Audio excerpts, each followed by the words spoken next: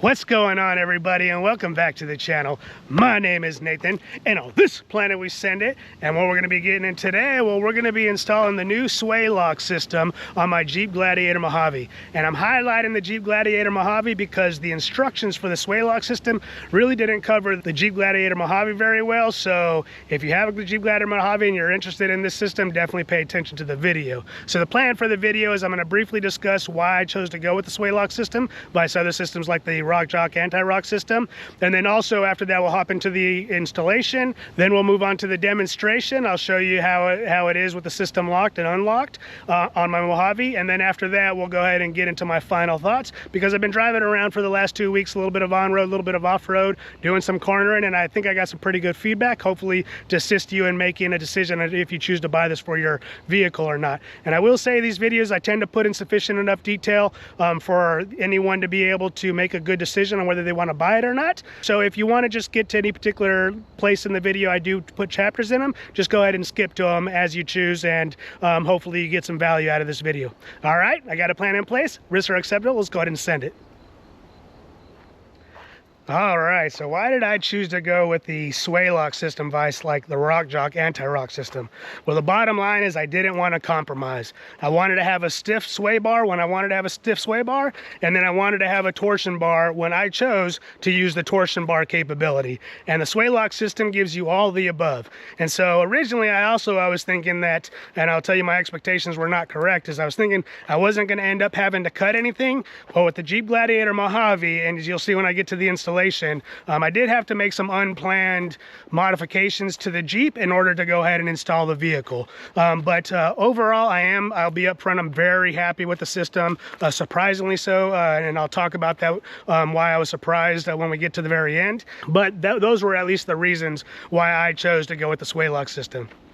All right, so I've already read through the instructions. Let's go ahead and open this up. I have not looked inside yet. Let's see what we got. Got the different pieces. It's very solid foam. Very solid piece too. But overall, it looks to be pretty simple. Looks like, I'm assuming the hardware is going to be in there. Here's the locking mechanism, and then another box with some more fasteners. So what they recommended doing is doing some pre-assembly outside before we start setting things up, so I'm going to go ahead and knock that out.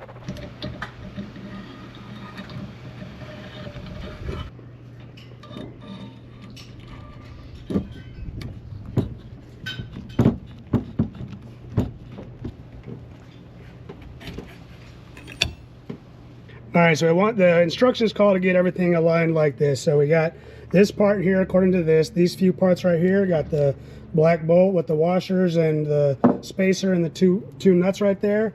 Got the assembly all locked into place, got everything lined up. And on the next page, it wanted you to get the assembly from between 5.5 to 5 3/4. Wanted to get the edge of the spacer to the end of the torsion bar there, so where the torsion bar begins, where you can see it actually. So got that in place. Now it's time to head to the next step. All right, the instructions call for you to go ahead and get these black bolts right here with the nut washer heads on top, and it wants you to get a square to make sure that when you're putting this next piece on, that you put it on as perpendicular as possible, because if you put it on and you end up having to take it off and you make a burr in it, you're gonna have to lightly sand off that burr and then try again until you can put it on completely flush. So this is a pretty big step right here to make sure you don't screw it up, so take your time with it. All right, so we found putting a little bit of anti-seize on this step helps out pretty significantly, as you'll see.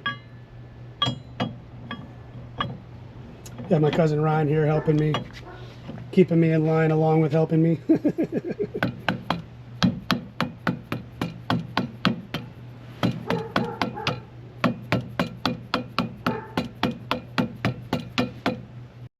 This jig that I'm demonstrating here came with the set.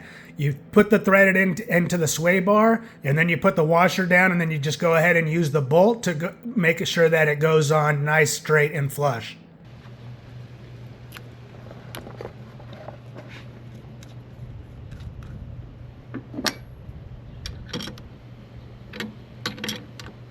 Next, we're going to put the latching arm on, and the first thing it asks you to do is go ahead and move the locking mechanism to the outside. This will prevent it from interfering with this piece down here. So we'll go ahead and put it on now.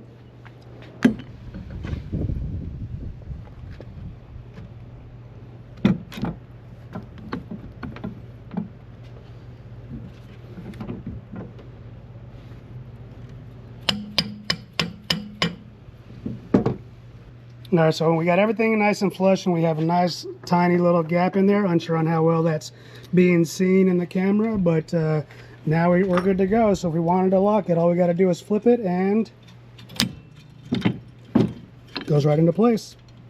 All right, so we got everything assembled. I got everything that's basically loosely assembled, I should say, ready to be put on and then fitted to its correct place. Now we're going to go ahead and lift the Jeep. I'm fortunate I'm here at my cousin who has a lift, so I'll make this next part a little bit easier, but for the most part, should be just unbolting the old one and installing the new one and doing some adjustments on making sure everything's at the right angles, and then we're good to go. So far, this took us about an hour or so to do this, and that's only because we've been like playing just to make sure everything was like perfect in the perfect place and everything, and we're just taking our time.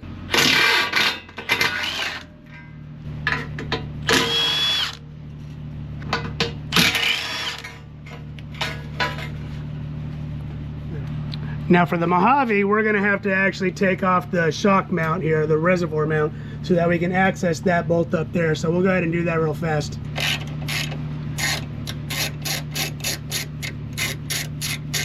All right, so we're also going to have to remove this bracket because unfortunately this is just a little too much in the way to get to right there. So we're going to go ahead and remove this bracket in order to get that out of the way. And when you do that,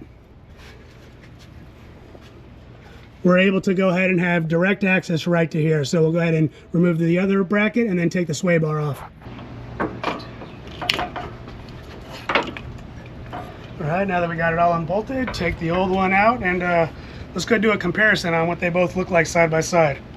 And this is giving you a good idea on why this one's going to be so much stiffer than the stock sway bar. The SwayLOC is a lot denser, larger diameter, and a lot more beefier, especially when you lock the inner one with the outer one. With the SwayLOC system, then it's just going to become that much stiffer.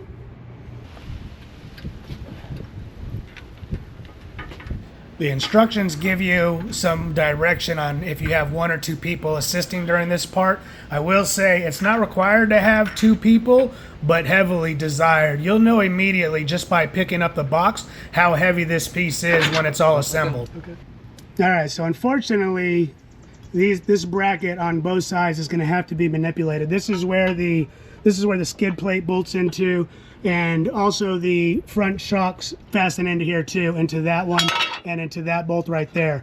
And I say unfortunately because this top one is going to have to be cut off in order to clear that part of the sway bar. And additionally, this part of the shock mount, the upper one, is going to have to be removed too, and it's going to be held in by just one bolt now in order to keep this system with the remote reservoirs where they are.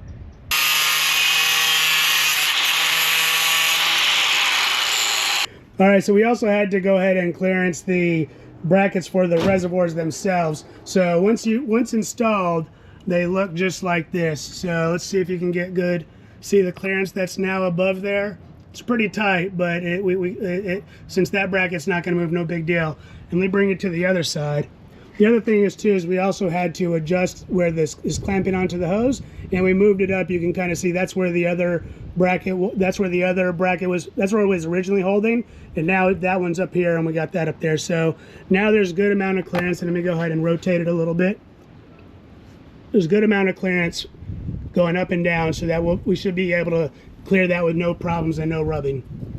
Now, before we finalize the bracket and get this one into place, what we're going to do is we're going to go ahead and set the links in there. So on the driver's side, it should look like this, and you got to be paying attention to the spacers that they put in there on which sides for the upper and the bottom. And then for the driver's side, for the passenger side, it'll be a little bit less spacing, but we'll still have some spacing to go ahead and make sure that that gap from there to there is managed.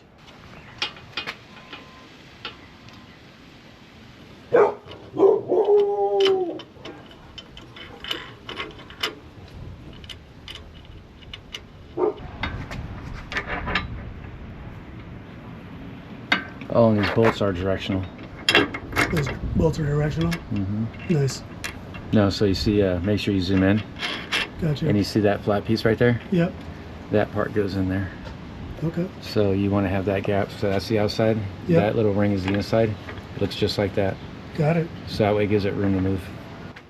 All right, so our last step is to go ahead and center. We're about to put it on the ground and do the final check, but you can see how this one is pretty straight up and down, and then when we come over to the passenger side, you can see how that's more twisted to the right, top end in to the right. And so we're going to go ahead and just tap it a little bit over, set it on the ground, make sure that the sway bar is slightly upwards when in the resting position, and then if everything's lined up, we'll go ahead and button her up and take it for a test drive. This tool is not necessary. You can eyeball it pretty good, but I will say if you haven't made it well, go ahead and use it to measure the angle, but make sure you wait until you put it on the ground because we had to adjust it again once we did.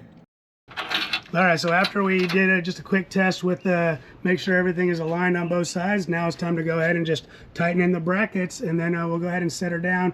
We definitely want to make sure, it looks like we're probably going to have to take this reservoir and move it slightly out because the adjustments, it's putting a little bit closer than we want right there around the moving part, so we'll probably pull it out just a little bit in order to get some extra clearance, and we should be fine.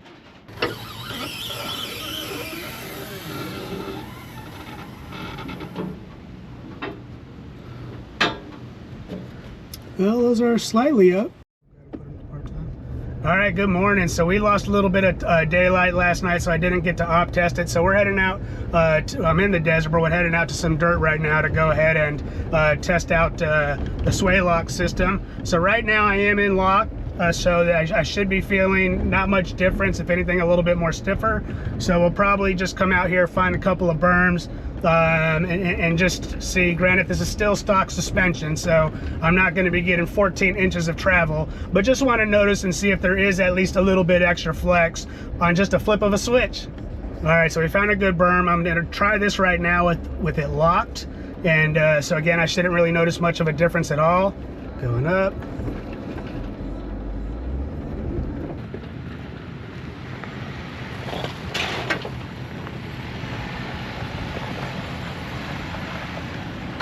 Now we'll go around, I'll unlock, and we'll go ahead and flex her out. All right, I just unlocked it, and after a few feet, I felt it unlock. So now we're gonna approach it the same berm, but from a different direction, unlocked. So we'll see how level it feels right now or not. I'm gonna try to square up a little better this time.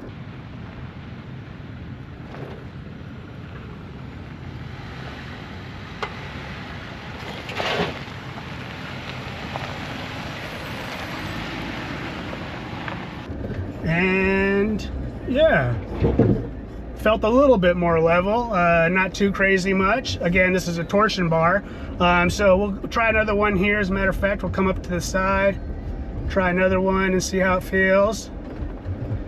It does stay a little bit level. Yeah, and I can tell a big difference when the back engages, when the back sway bar engages compared to the front. The front wants to stay a little bit more level, but the back definitely pops up when the rear wheels get up there. So my cousin brought me to this little rocky area, and I decided to go ahead and test the suspension with the SwayLOC unlocked. And now I wasn't expecting to get too much out of the stock suspension, but I did notice, you know, a little bit that I think I was maximizing the stock suspension. Again, there's not too much articulation within the stock suspension, but I felt the SwayLOC allowed me to maximize what was ever there. I will say, when I get to the next clip, the biggest benefit I felt was when I decided to unlock and kind of rip through the desert a little bit to see how it felt. All right, so we just finished doing the little rock trial. I'm not sure how much flex I'm gonna get out of stock suspension, but the one thing I am noticing at least is making it, combined with this Mojave suspension, a lot smoother here. And it feels like I'm able to go a little bit faster, more comfortably. And so it seems like the ride, even in the Mojave, is a little bit better. Like I'm about to hit a pretty good little dip section, and I kind of just glanced over that. Here's another little dip section. And I'm just easily just sort of like boating over it right now. It actually did make it a little bit smoother. I couldn't really feel too much of the flex when I was going over the rocks, but I'm feeling it quite a bit right now. All right, so for my overall thoughts, I do want to make one quick note. I found it pretty interesting. I don't know if you noticed it, that the majority of the front end articulation came when the rear part of the truck was going over the obstacle. I found that to be pretty cool. But as far as like my overall thoughts, I am very happy with it so far. And I wasn't necessarily happy immediately after doing the demonstration, and I'll explain. So number one, I'm very happy with how easy it is to connect and disconnect. You just flip the switch and drive for just a couple of feet, and it either connects or disconnects, pretty quickly, depending on the terrain. And so that's pretty easy and pretty cool. The torsion bar does everything it needs to do. I know I'm maxing out the articulation in the front end to the best of its ability, given the situation, while still giving me, a good amount of control and not being completely disconnected. So I appreciate that. But where I really started to kind of, find the benefit is I was going up and down the backside of Julian, and it's some curved switchbacks back and forth, and I wasn't necessarily racing, but I was moving pretty good. And the whole time, all my ducks were staying stable in the front of the Jeep. They were staying right there, not in the front of the Jeep, but they were staying in their spot the entire time. I think one time one duck moved about half an inch, but for the most part, the ducks were very stable. So that's how I was able to notice a big change. And then plus, because I was definitely feeling it, but it wasn't until I got to the bottom of the mountain and the ducks didn't move at all that I realized, like, it was making a significant improvement. Now, there's only one thing that I have one criticism on it, and so I want you to be mindful if you choose to buy this, is that when the locking mechanism is somewhat unstable road, and the road is causing the axles to go up and down very slightly, giving a little bit of chatter, there's extra noise now with the sway bar system that wasn't with the stock system, obviously, because it was one piece. But that's really my only minor complaint. Overall, I am very happy with this purchase. And one additional thing for those that have the Rubicon and the Mojave. So I would recommend keeping your forward skid plate off for the first 100 or so miles, because the instructions call for you to grease it up a couple of times during the first 100 miles. And then that brings me to one drawback, potentially only for the Mojave. So something to consider is that Zerk fitting here on this side and then also the other side. You're gonna have to remove that reservoir every time you go to access the Zerk fitting for initial setup and then also post maintenance. So that is something to consider if you have the Mojave. You're gonna have to do a few extra steps to get to the Zerk fitting. So please be mindful of that before you consider purchasing this. Overall, for me, it's still worth it. All right, so that's going to go ahead and wrap up this video. And I will say that, for those that have the Jeep Gladiator Mojave, if you're planning to make this upgrade with the SwayLOC system, making those cuts, although I was, not too happy with having to do it at first, it really wasn't that difficult. As long as you got a good grinder, you'll make quick work of it. Just get in there, take your time, make the adjustments as you need to, and everything will come out fine. But I really am happy with this system so far. I was actually it was doing everything that I was expecting it to do for off-road. It was very easy to switch it, lock it in, lock it out, and unlock it. So very happy with that.